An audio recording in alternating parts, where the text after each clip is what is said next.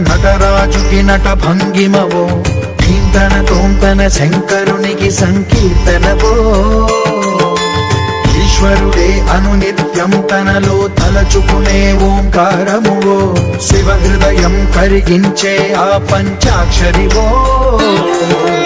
ఈ మదిలో మహాదేవుడినే కొలువుంకగా కైలాసమువో అతని పాదము చందన వెలిగే